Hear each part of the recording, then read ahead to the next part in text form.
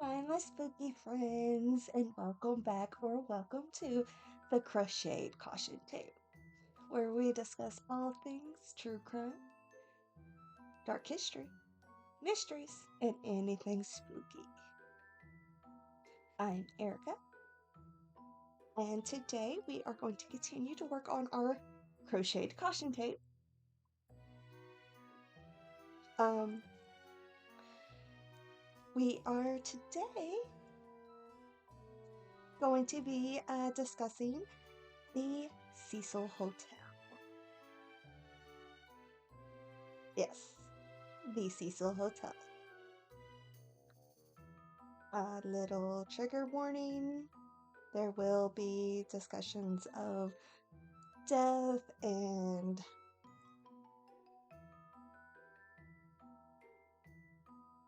just a lot of mysterious things happening.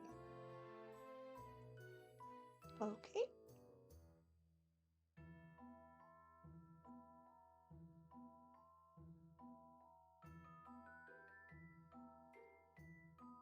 Right. I am continuing to go with the corner to corner crochet option, and I have already messed up. I see. There we go. So, the Cecil Hotel. The Cecil Hotel was opened in 1924 in downtown LA. It's an affordable housing complex, and there have been a lot of mysterious deaths associated with the Cecil Hotel from the time that it had opened. The Cecil Hotel was built in 1924 by William Banks Hanner. It was originally meant to be a destination hotel for international businessmen and the social elite. There were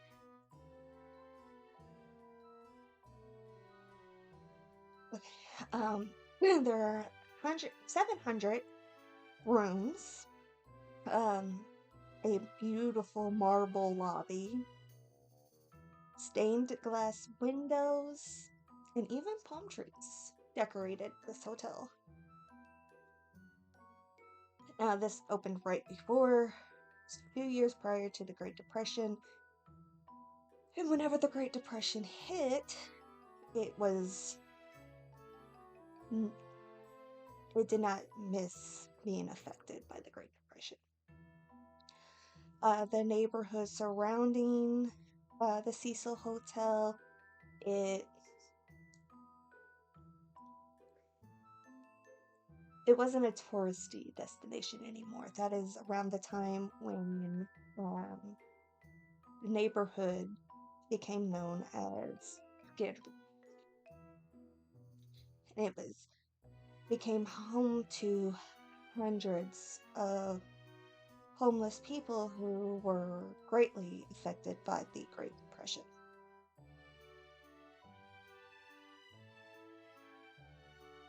During this time, it became known as a meeting place for unreputable happenings. It became a meeting place for junkies, for women of the night, and runaways and criminals. It became where they all flocked to, was Skid Row and the Cecil Hotel. This neighborhood would also become later known for the violence and the deaths.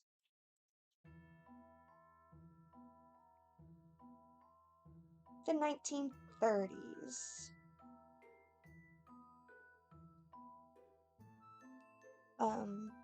During the 1930s, there were at least 6 reported deaths at the Cecil Hotel. in multiple ways. A lot were of taking one's own life. The first of which was W.K. Norton in 1931. His body was discovered in his hotel room with a bottle of empty pills, poison pills, surrounding him. And in 1937, Grace E. Margot was a 25-year-old. She was the fourth person to have died at the hotel. She fell from the her ninth story hotel room window. But this was a particularly brutal one, as whenever she jumped, she got caught in telephone and power cables that were right outside of the hotel. It is unknown if she jumped on her own or if she was forced to jump from the window.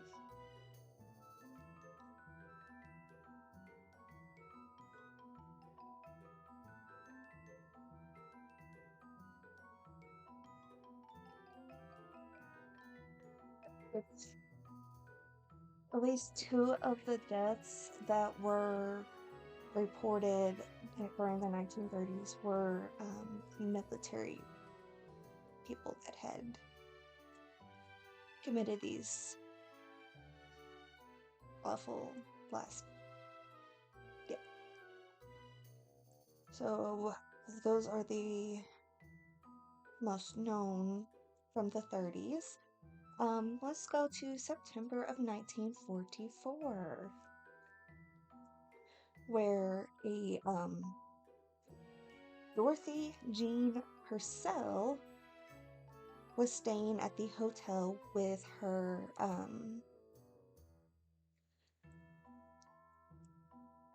boyfriend. I think it was her boyfriend, maybe her husband, who was 38 years old.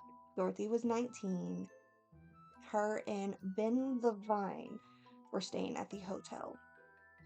One night in September of 1944, Dorothy woke up in the middle of the night with awful pains, feeling very sick, and she got out from the bed and went to the bathroom to try to not wake up Ben while she was feeling so sick.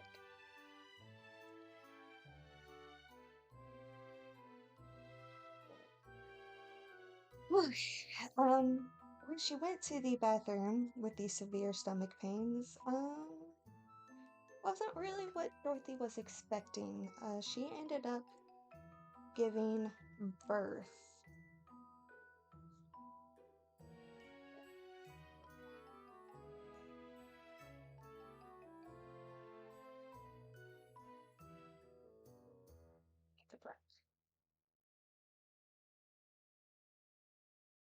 Dorothy Jean Purcell ended up giving birth in the hotel bathrooms.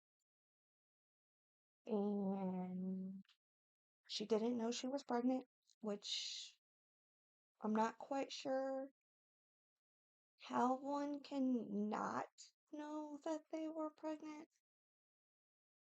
But I don't know. But she claimed she did not know that she was pregnant, and whenever she gave birth, she thought that the baby was dead. So, still not wanting to wake up Ben or anything else, she decided that she was gonna throw the baby out the bathroom window and onto the roof of the neighboring building. Perfect sense. Perfect sense. Yes. Yes. No. Obviously, she was charged with murder because the baby was in fact still alive, just regardless. Don't, no. Just no. She was found guilty of murdering the infant.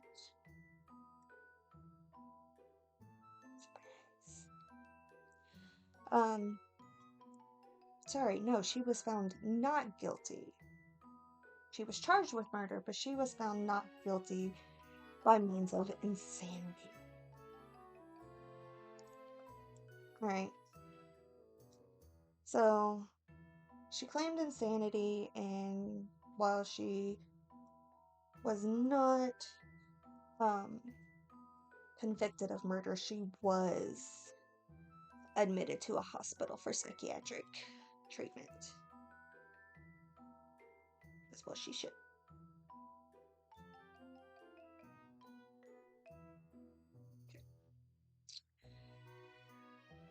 Alright. So now we're gonna go to the 60s. First of all, like, really? Why? Why? Even if you thought the baby was dead, why would you throw the baby out the window?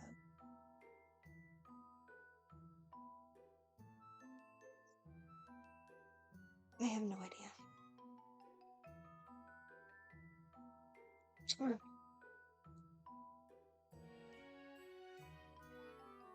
The dogs aren't too happy to have the door closed. Alright, so 1962, Pauline Otten. She's 27 years old, and she was staying at the Cecil Hotel with her husband, Dewey. Gotta love these stories that have the estranged spouses. So, being estranged, staying at the same hotel together, there was an argument. And after following this argument, Pauline, they were staying on the 9th floor.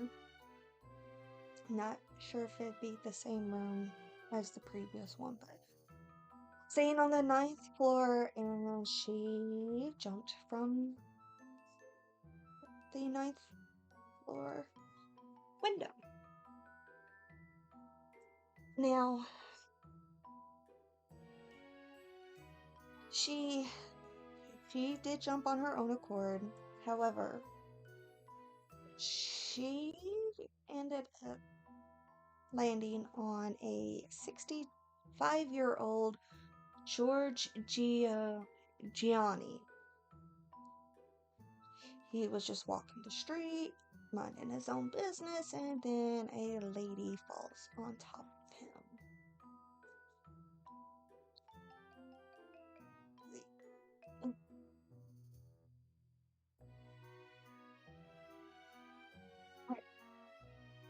I imagine those old skits where people are walking down the street on the sidewalk and they don't pay attention to what's going on above them, and it turns out that there's a piano. There's always a piano in those that falls. It's kind of where my mind went. I don't know. So at first, the police thought that Pauline and George had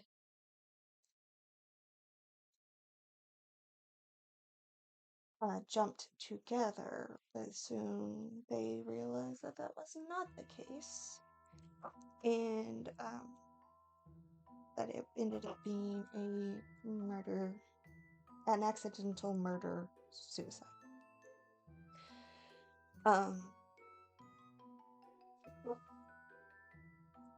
He's really not happy.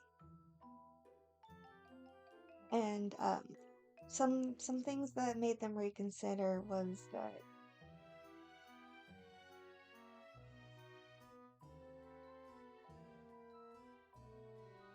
was when they realized that George still had his shoes on. If he had also jumped, his shoes would have fallen off in air. So, awful way to,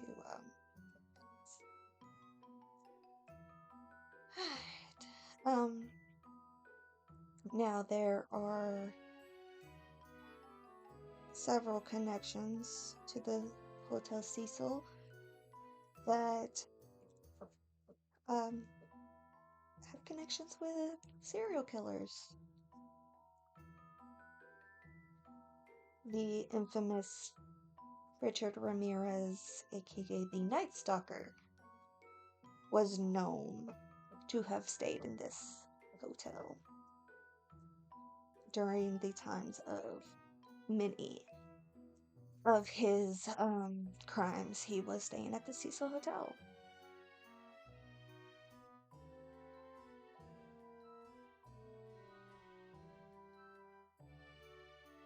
And nobody second thought this, nobody questioned it. He had some very bizarre behavior where after one of his crimes, if his clothes were all bloody, he would just walk to the back of the Cecil Hotel and proceed to strip down to his undies, throw all of the bloody clothes in the dumpster, and just stroll right through the front door of the Cecil Hotel. Nobody batted an eye. And this is hugely due to, at this time, it was the 80s, and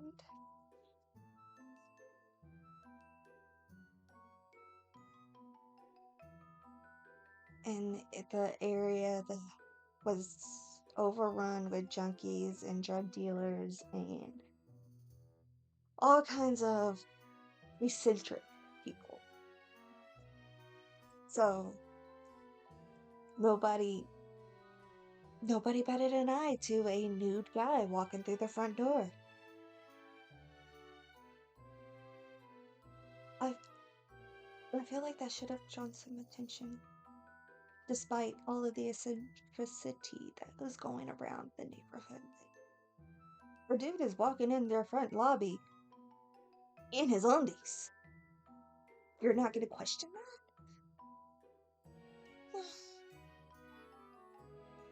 They don't know.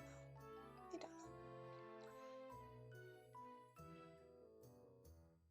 know. So, like I said, it is said that the Cecil Hotel was in full chaos during this time. Why do I keep missing that stitch?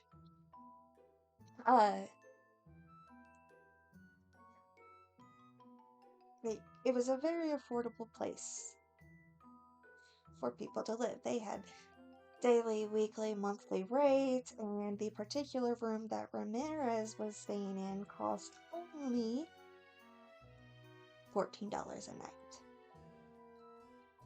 That's crazy. Did I mess up again?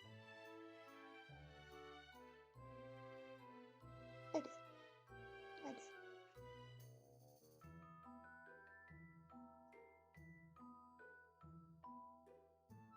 My pattern is over here.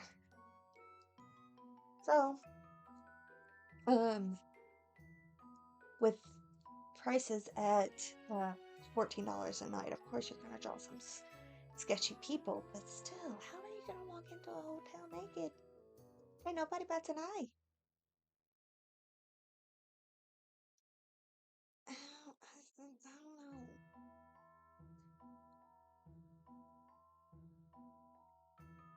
Surrounding the Hotel Cecil during this time, like there were multiple murders and some taking of one's own life in the neighborhood. Like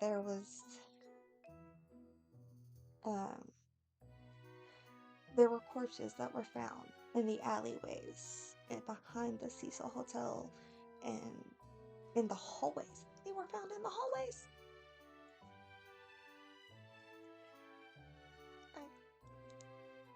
I don't know.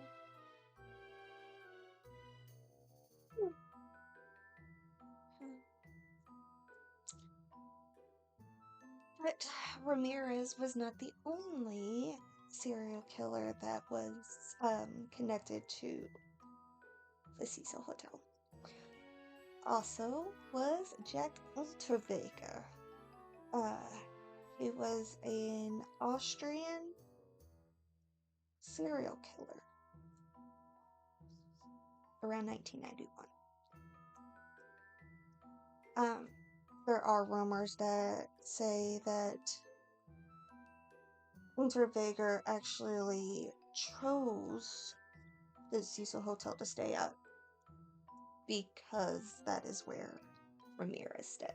That is not verified. That is not for sure. But it is believed that he chose that specific hotel to stay in because of Richard Ramirez.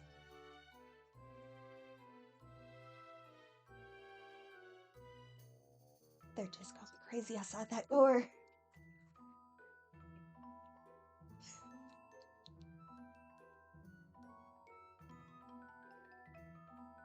So Unterweger's MO was killing women of the night. And being in Skid Row, there were plenty for him to choose from. In that time. He thought it would be the perfect place to stay because of Ramirez, and he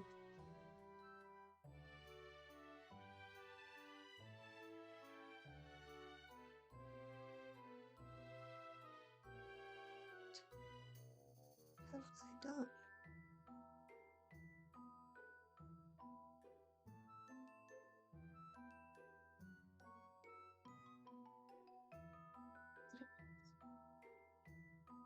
Alright.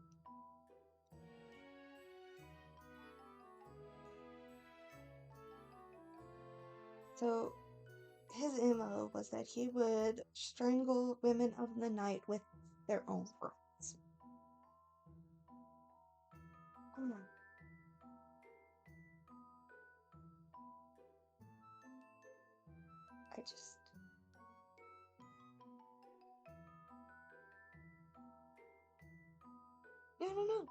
I just don't know. That's craziness. Now, there are several unsolved cold cases surrounding the Cecil Hotel as well. Goldie Osgood. Goldie Pigeon Osgood. Many people knew her as Pigeon. And she was a well-known local woman to the area. She was essayed, stabbed, and beaten. The woman was tortured before being killed. She was found in her ransacked room, and nobody. I must have somewhere. I know I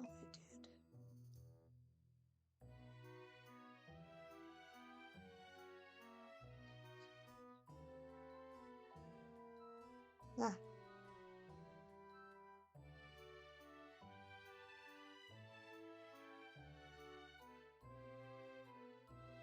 I did. I messed up. Oh well. We're gonna turn it into a happy little accident. We're just gonna roll it. Add in an extra. Roll with it. Okay, sorry. So nobody knows Not sure of the reason behind Goldie's death. Nobody seemed to have anything against her, so there were no suspects.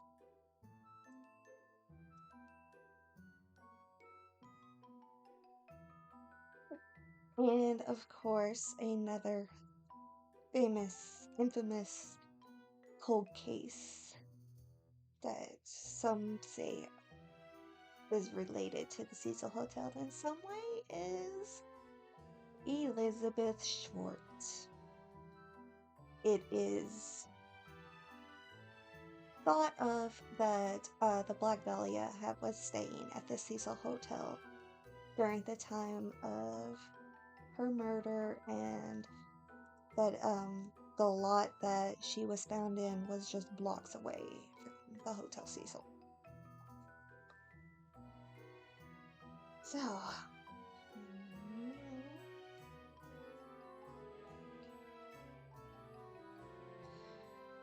and probably the most recent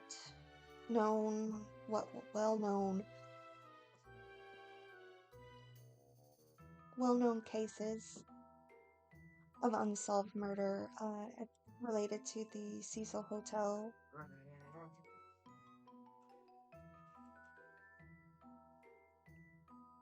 is that of Eliza Lamb in 2013. Eliza Lamb was a Canadian student who was she went missing for 3 weeks. Nobody had heard from her. She has a lifestyle blog at the time, where she recorded everything that was going on in her life. There was nothing going on her blog. The last anybody had seen of her was at the Cecil Hotel in a security footage in the elevator. Was the last anyone had seen of Eliza. Several weeks later, residents and guests staying at the Hotel Cecil started complaining about the water pressure was being off, and that the water had a funny taste to it.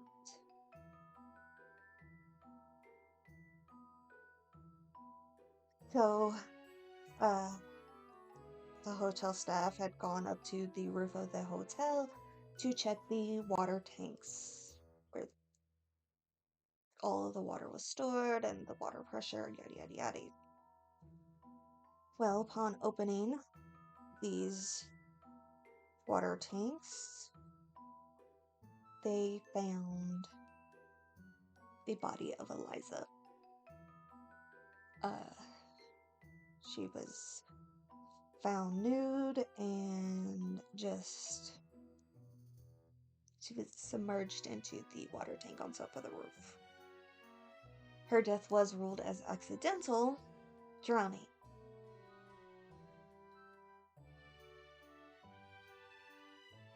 So why would she throw herself into a water tank on top of a roof, nude?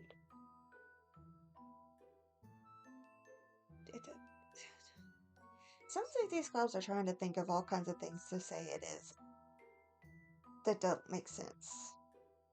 At least they don't make sense to me. So, we're almost done with our first square.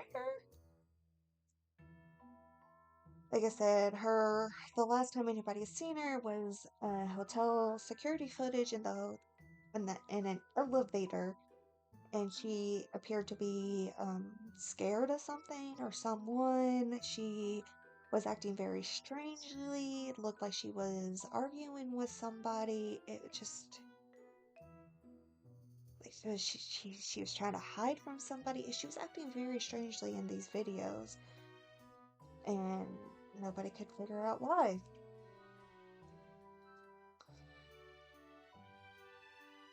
She was seen pressing all kinds of, like, several elevator buttons, trying to maybe confuse who she thought was following her. It was just crazy.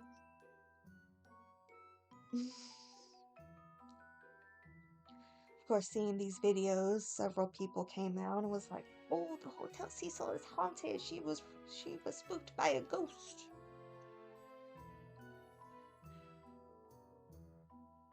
Well, I do believe in ghosts. I mean, we are talking about a spooky channel here, but oh no, oh no. I think we're gonna have to dive into Eliza's story a little bit more on its own, because it seems very suspicious. Very suspicious. But people's minds wander, and, you know, somehow they were trying to claim that the murder of Eliza was connected to the Black Dahlia. That is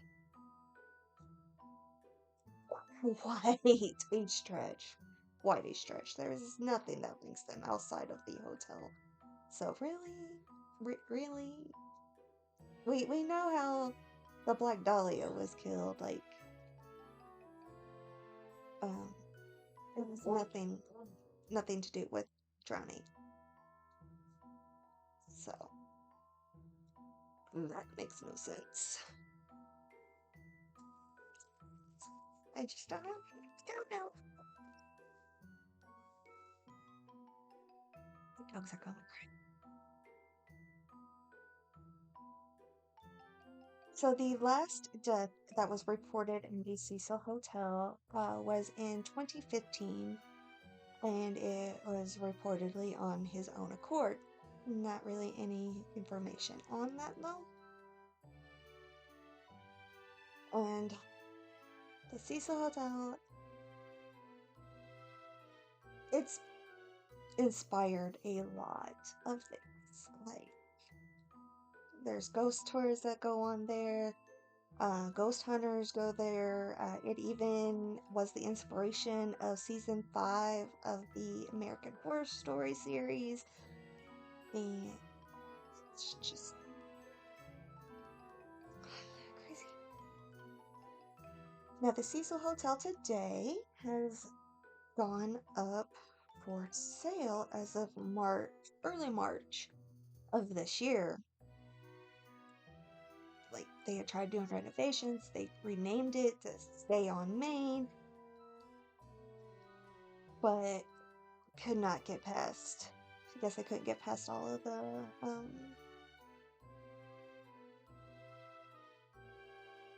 reputations. So it had reopened in 2021, and that's whenever it was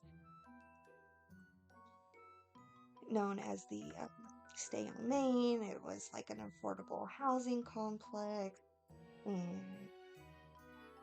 but like I said, as of this year, it has gone up for sale. So, what are your thoughts on the Cecil Hotel? Have you heard of anything else that's gone on there? I know that there is a TikToker that lives right across from the Cecil Hotel, and he records some stuff like police are always there. There's always something going on across the street at the Cecil Hotel. Its reputation holds up. Even after all these years, 100 years later, it holds up. Yeah. Well, my spookies, we have finished our first square. See if I can get this in here. Yes, it looks all messy because of all of the ends that need to be weaved in. But we got our C finished.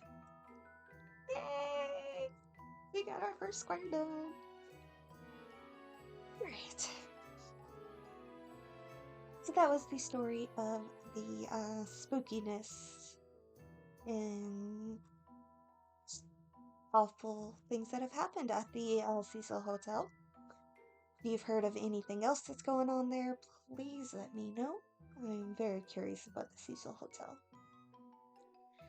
And if you have any tips, any suggestions, please feel free to put those in the comments below. If you enjoy crocheting while talking about the dark bits of our world and the spookiness of the world, please like the story, follow, subscribe, so you can see whenever the next videos are coming out. Um, and till next time, be good to yourself, be good to others, love yourself, and I'll be seeing you next time. Bye, my spookies.